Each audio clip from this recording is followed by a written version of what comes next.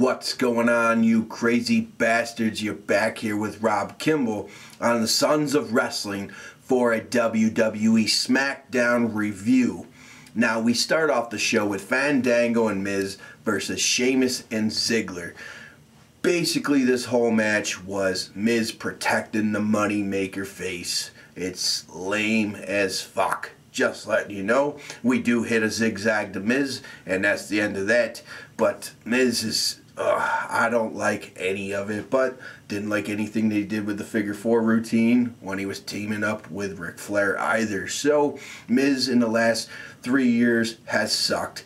If you don't agree with me, comment down here and tell me why Miz is good. Or tell me why he's bad, because it's been shitty. Simple as that. We have Dean Ambrose down there, and basically he has to say to the Authority, is that all you got? We have the WWE's version of Bruce Willis in Dean Ambrose, and it is badass, and he wants Rollins out there. That's it, man. He wants to take Rollins out, but we get a Kane versus Ambrose set up for later on, which is good with me. Then we have Nikki as guest ref against Alicia. Well, not against. She is the ref for Alicia Fox and Eva Marie. But, like I said, against, yes, Alicia Fox and Eva Marie end up attacking Nikki Bella here. So she gets the bad end of the stick, which they've been doing for X amount of time here since Brie had quit the company. So it looks like eventually we will get a nice run from Nikki Bella. So we'll see what happens. Then we have Jericho coming down, cuts a little promo, and he has a match against Harper. Now Luke Harper, anytime he's in there, he is in there with a big guy like a John Cena, somebody high up the totem pole here. He puts on great matches, and Bray Wyatt starts off with a promo, and he says, "Don't worry about saving us anymore, Chris. Save yourself." Just great stuff. Anything Bray Wyatt has been laying down lately in the last 6 months, gold. I mean, seriously, gold. So we end up, like I said, having a great match between Luke Harper and Chris Jericho. And, well, during this, Luke Harper's shirt gets torn up finally, and Michael Cole makes a comment. It's such a shame that Jericho ripped his shirt. Maybe he might need to get a new one now. It's just hilarious. That was funny. And, well, Luke Harper, a.k.a. Brody Lee, has been wrestling in those beaters that are all grubbed up shitty since forever. It's just his style, man. And it was just hilarious. So, well, anyway, Jericho goes to lock in the walls of Jericho, and Rowan goes for the distraction, but this doesn't work. And we get a roll-up pin on Luke Harper after that. And, well, the Wyatts do not like this. We go in for a beatdown on Chris Jericho. The Usos come for the save, and they are all standing in the ring as the Wyatts backpedal on out of there. Then we have Zeb Coulter, Jack Swagger, and then we have Lana and Rusev.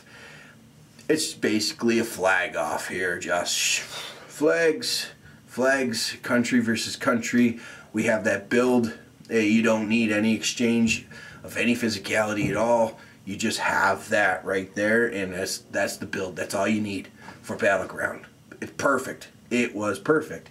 And there was no exchange of punches or nothing. Just perfect in my book. Then we move on to Del Rio versus Kofi Kingston. Two guys in my book that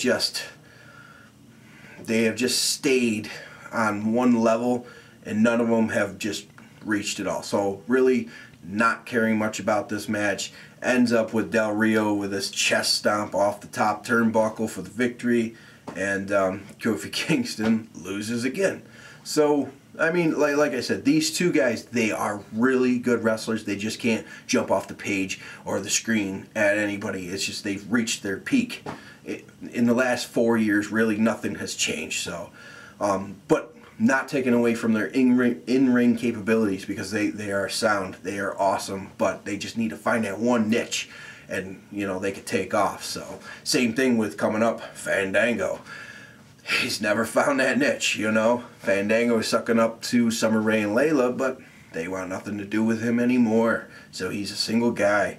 So He moves out, or they move out. Bo Dallas comes in, and he tells him, he's like, with your moves and your fancy pants, somebody will be here and they'll dance right into your life. All you have to do is believe. It's just great. It's the positivity out of Bo Dallas. It's awesome. I like Bo Dallas. It's really cool stuff. Then we do have a match with Summer Rae and Layla. They're tagging against AJ Lee and Paige. But now during this, the frenemies, AJ and Paige, clearly you see a little animosity between the two as Paige comes in and she's working her ass off. She's taking control of this match, but AJ tags herself in, slaps in the Black Widow for the victory, and you could see the frustration on Paige's face because she really did all the work here, but then they hug. So, frenemies. We're going to see what happens on Sunday. Can't wait. Battleground. Paige, AJ Lee should be really cool. Something new. And the two are a lot alike. So it's going to be cool to see what happens. Then we have Seth Rollins and Kane backstage. And, well, Seth Rollins is trying to reason with Kane and try to understand Orton's, actions on Monday. Because he did RKO his ass. And he's just saying, it's the belts, man. It means everything to Randy Orton.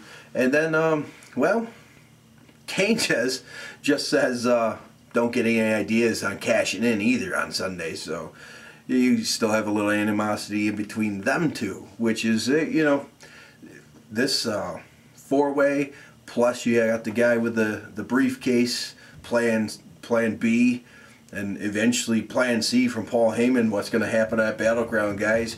Comment below. Who's walking out with the WWE World Heavyweight Championship belts? And will the briefcase be cashed in? Who knows? Can't wait. Will Reigns take the belt? Rollins cash in? Ambrose fuck that up and Reigns just stands holding both belts? Would be really cool. Let's find out. Then we do have the match with Ambrose and Kane. And, well, Dean Ambrose is looking awesome against Kane. Kane's a seasoned veteran, but Dean Ambrose is rocking this match. Kane gets in offense. Everything is good, but as Dean Ambrose still in control most of the time here, Rollins interferes, swinging that briefcase, using it as a weapon to get this match DQ'd out, and then the curb stomp to the steel steps in the ring ends the show. Pretty good SmackDown. The Raw rewinds too much. So SmackDown was a very short show for right before a pay-per-view. Could have done without so many Raw reviews, rewinds, whatever. Just a couple too many. But other than that, I mean, the guys and girls worked hard, and it was pretty cool. So, guys, hit the thumbs up. Hit the subscribe button. Comment below. What do you want to happen at Battleground? And follow me on Twitter at Rob Kimball Brand. And I will catch you guys this Sunday for WWE Battleground.